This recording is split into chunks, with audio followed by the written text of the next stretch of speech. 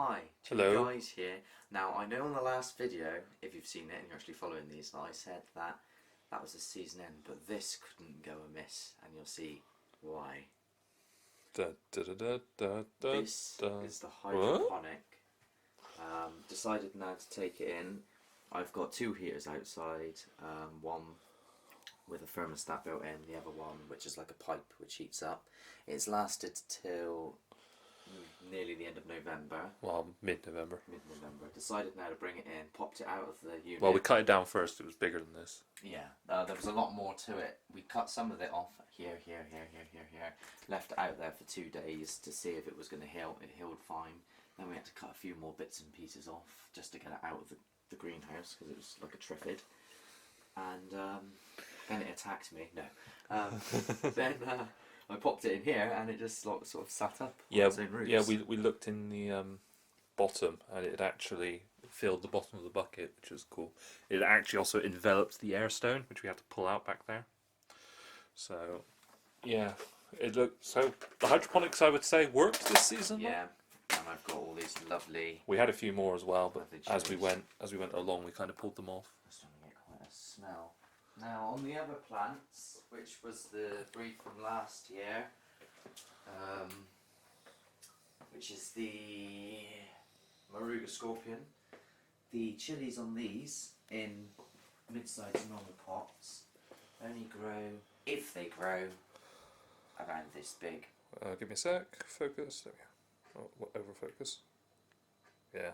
Now, I'm assuming that that's something to do with pot size and feeding.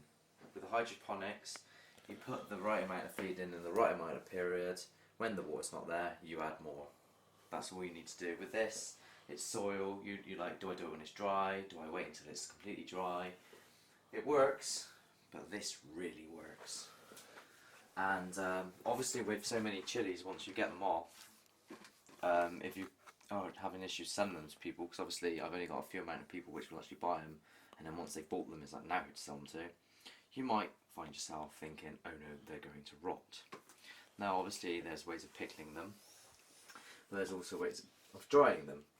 Now I've been told that you can literally simply tie a string on each of these and hang it in a cool, not what's called, like a warm but not stupidly hot place. Cool dry place? Hot dry place? I don't know. Someone just said hang them up. Like a room like this, basically. Room temperature room. And hang them all up. Not in direct sunlight, because apparently that can change the colour of them. I find putting little fork holes in them helps them wrinkle up. Leave them there for about 3 weeks and eventually they go all pruny and dry. However, I've given this a go and sometimes they get little black marks on them, and there's none here really to show. So then to help the process of the 3 weeks move along a little bit, I pop them in this microwave looking thing, but it's actually an oven, and as you can see they're still really squishy. Just a sec, I can't see. Give it a second. Squishy. Yeah, the camera doesn't like it. Oh, there you go. Focus. Yeah, it's really squishy. Now I can keep putting them in there. After about 3 weeks of leaving them on the rope, they'll probably get to this stage anyway. I put this in here at 120 degrees for Celsius for half an hour, and it went from that to that, basically, all squished up. Now it looks a lot smaller, but then it's lost probably some of the water and moisture. If I leave it any longer in there, it'll start burning off the capsaicin. So they're now going to go into an airing cupboard, which is another place you can put them in. And in the airing cupboard, it's warm. I've now probably killed off any chance of bacteria by putting it in a oven. I've got some others which I've crushed and made a powder with now. So that's basically the next stage, is just try and preserving them. You can don't put them in the fridge. If you put them in the fridge, it actually causes them to rot faster than if you leave them out.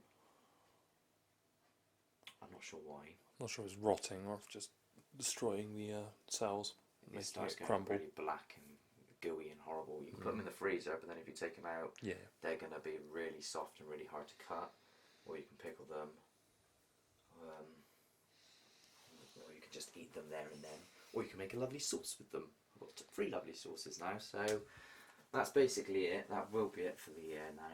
Well, maybe give you an update on Overwinter, because I think this is the only one we're really going to concentrate on trying to keep alive, because it'll be able to start earlier next year, especially if we keep the hydroponics up on it. So I think the plan is to wash out the bucket, put this back in, maybe a little nutrient, not the full whack. Yeah, don't know if we'll have to cut the roots back or anything, but we'll see. Until then, bye. Bye.